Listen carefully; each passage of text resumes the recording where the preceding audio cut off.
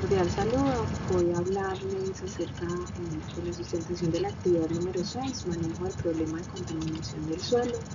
Mi nombre es Andrea Galeano y les hablo de la ciudad de Medellín.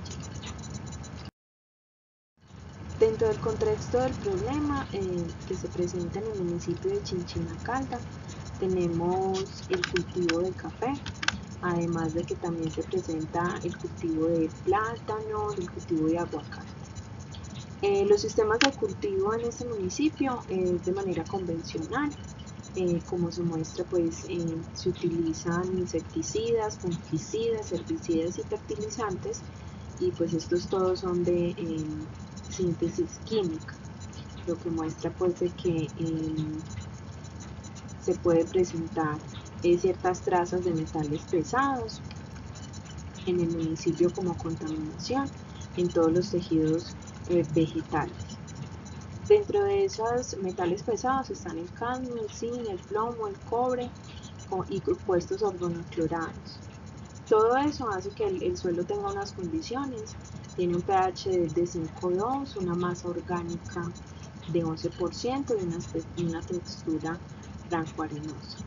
Y esto hace que ocurra un problema con los agricultores y exista un riesgo.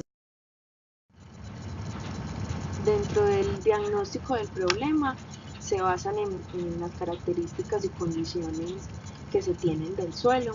En este caso estamos hablando de que es un suelo andosoles por material parietal volcánico. Este suelo es apto para la agricultura y es bueno de acumulación en materia orgánica, lo que hace que tenga condiciones adecuadas para el cultivo del café, que como se vio en la diapositiva anterior, es el cultivo que se eligió para hablar de eso. El suelo tiene una textura blanco-arenosa, esto hace que el suelo sea permeable, es ideal para el cultivo del café como se mencionó, y que tiene alto grado de permeabilidad del agua, o que permite que el agua pase. Tiene un pH ácido y tiene una alta contenido de materia orgánica.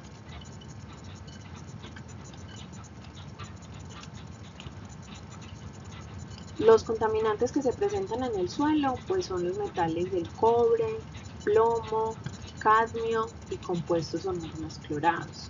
El cobre, siendo un compuesto importante para el desarrollo de la vida, pues en cantidades elevadas puede ser perjudicial para la salud. El plomo por lo general proviene de la minería, de la metalurgia, de la transformación del mismo plomo, y puede que pase a los suelos por escorrentía. El cadmio por lo general viene desde los pesticidas que son utilizados en los suelos o por estiércoles de algunos animales. Esos compuestos organoclorados se deben a los pesticidas artificiales que se usan para controlar todos esos insectos que hay en el suelo.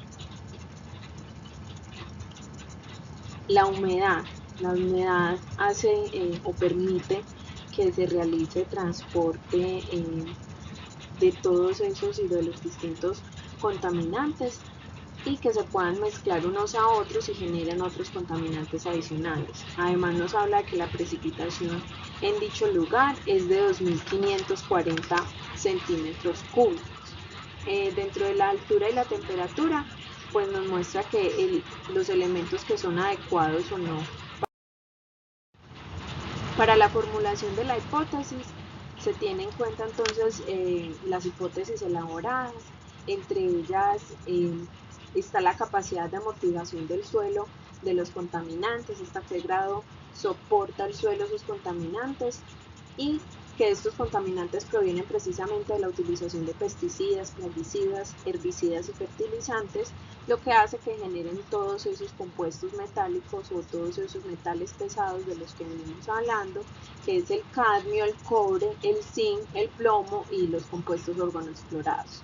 Esos metales pesados pues son retenidos en el suelo, llegando en diferentes vías, incluso puede ser por la fosa, o sea, por las aguas subterráneas, puede ser por la volatización de la atmósfera que cae en forma de lluvia, por el movimiento de las aguas superficiales, la absorción de las mismas plantas y que entra en todo el proceso trófico, y obviamente la aplicación directa de cada uno de estos químicos o de estos que se están utilizando para la composición del suelo y para que permita que crezcan los cultivos. También se habla de que puede ser por la mala disposición de los residuos o esos empaques de los productos químicos que se están utilizando en el cultivo, entonces va a haber exceso de ellos en el suelo. Aguas residuales de la zona que no estén encauzadas apropiadamente y que estén llegando incluso a las fuentes de aguas hídricas, que puede generar contaminación y sobrepasar esos límites permisibles de los que damos el planteamiento del problema. Y están aquellos que en muchas ocasiones no son controlados, que son los cambios microbiológicos del suelo, cambios físico-químicos que puede hacer o puede generar esterilización en el suelo y por lo tanto aumentar los contaminantes de ellos. Dentro de la solución del problema se proponen las barreras reactivas permeables. Entre ellas está la permeabilidad del suelo, que se tiene en cuenta pues y que tiene las condiciones como se hablaba inicialmente. Tiene la ventaja de que esta intercepta los contaminantes alojados en cada uno de los poros donde se retiene el agua. Se baja el flujo o se basa en el flujo natural del agua subterránea. Esto puede incidir de pronto en alguna desventaja debido a que no todos los flujos de agua subterránea son continuos o tienen altas velocidades, y se cataloga como un proceso físico-químico que ayuda a la absorción de la materia orgánica contaminada que viene en fase sólida y que son retenidas por esas barreras reactivas. La viabilidad de esta propuesta pues nos dice que es económica, pero se presentan en largos periodos de tiempo. Esto quiere decir de que es un proceso lento, entonces esto puede ser una desventaja. Pero al mismo tiempo el sistema puede perdurar por años, entonces puede ser una desventaja o no según la utilización que se le vaya a dar al suelo. Las aguas subterráneas pasarán las barreras permeables, funciona como si fuese un filtro y como digo, se condiciona según el uso del suelo o la urgencia de la contaminación que se vaya a tratar. Dentro de esas acciones o dentro de esos procesos de esta propuesta de barreras reactivas está la cavación de trinchera, que es mecánica, se utiliza con retroexcavadora. Está el cajón base que se hace para aquellos contaminantes o aquellas plumas de contaminación que son muy grandes en extensión y también son altas en contaminación. Están las láminas de acero donde se está impartiendo el reactivo constantemente, la suspensión de compuesto de bentonita que funciona como barrera reactiva, pero que tiene ciertas desventajas porque pueden hacer que permeen también algunos residuos de los contaminantes. Y la pared de suspensión de concreto plástico que se basa como en una geomembrana que se utiliza en el suelo como barrera para filtrar esos contaminantes. Como conclusiones, tenemos que para el tratamiento de la contaminación se debe tener en cuenta las características de la zona como nos describió el problema inicialmente, buscar la viabilidad de la solución de la propuesta entre los costos y métodos de ejecución, conocer los antecedentes del suelo contaminado para aportar información relevante y para proponer también el tratamiento de remediación. Tenemos la bibliografía. Muchas gracias por su atención.